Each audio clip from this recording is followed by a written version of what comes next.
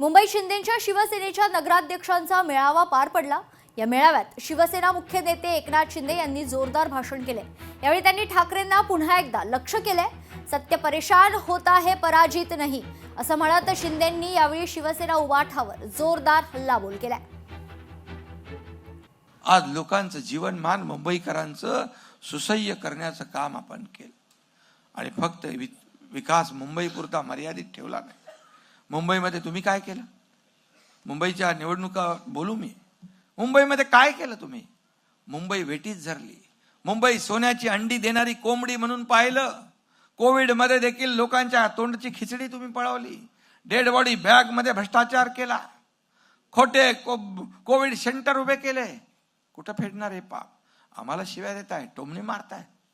जरा स्वतःच्या गिरेबाजमध्ये वागून बघा। अनिल पाटील यांनी अजित पवारांची भेट घेतल्याची माहिती आहे। क्रीडा मंत्री पदाबाबत चर्चा झाली नसून क्रीडा मंत्रीपद मला मिळायला हवं असं महत्त्वाचं वक्तव्य अनिल पाटील यांनी केलं। क्रीडा मंत्री असो किंवा कुठला मंत्री असो, या विषयावरती कुठल्याच प्रकारची चर्चा आज होणं अपेक्षित पण नाही आणि ती केली पण नाही।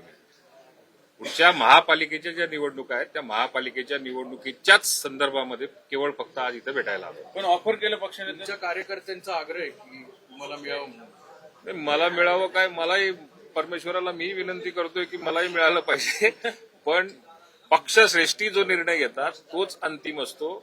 आमच्यातला कोणीही मंत्री झाला तरी तो आमचाच मंत्री आहे आणि माझाच मंत्री समजून मी पुढे काम करतो। पुढच्या बातमीकडे 4 बायका 19 मुलं असल्याचं मौलाना सय्यद सांगतात, तर आपण किमान 3 ते 4 मुलं जन्माला घालायला हवी। नवनीत राणा यांचं आगळं वेगळं आवाहन पाहायला मिळतं। ते जर खुलेआम म्हणतात आहे 4 बायका आणि 19 मुलं, तर आपण किमान 3-3, 4-4 मुलं आपले हिंदू लोकांनी केले पाहिजे। या ज्या पद्धतीने डॉमिनेट करण्याचा प्रयत्न करत आहे बोलून, तर मला वाटते की आपणही हिंदुस्थानमध्ये या भूमीमध्ये जन्माला आलो आहे। त्यांचा विचार आहे या हिंदुस्थानाला पाकिस्तान बनवण्याचं। एवढे संख्याने पोरं मुलं पैदा करून तर आपण एक मुलांवर का संतुष्टी करत आहे? 4-4, 3-3, 4-4 मुलं आपणही सुद्धा केले पाहिजे। त्याच्यामध्ये काही दुम्मत आपण कोणी ठेवली नाही पाहिजे। एक महत्त्वाची बातमी समोर येते। भारतीय जनता पक्षाला खोतकरांकडून 2 दिवसांचा अल्टिमेटम देण्यात आलाय। जालना महापालिका निवडणुकीतील युतीसाठी अल्टिमेटम दिल्याची माहिती आहे। 2 दिवसात युती न झाल्यास वेगळा विचार करावा लागेल। आम्ही युती न केल्याचं पाप आमच्या डोक्यावर नको, शिवसेनेचे आमदार अर्जुन खोतकर यांनी हे वक्तव्य केलंय। जवळपास 2 महिन्याच्या जास्तीपेक्षा वेळ झालेला आहे।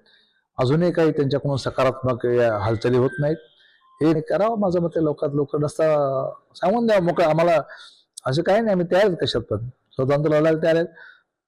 परंतु ते पाप आमच्या डोक्यावर नको, आम्ही युती नाही केली म्हणून पाप त्यांच्या डोक्यावर जाईल। 2 दिवसात जर कोणताही सकारात्मक प्रतिसाद भाजपकडून आला नाही तर आपण असं ग्राह्य धरायचं का की शिवसेना वेगळं पाऊल उचलू शकते? हो, मला 100% असं आता ते ग्राह्य धरावं नाही। मी ती शक्यता धुसूर होत चालली असं मला वाटायला लागले।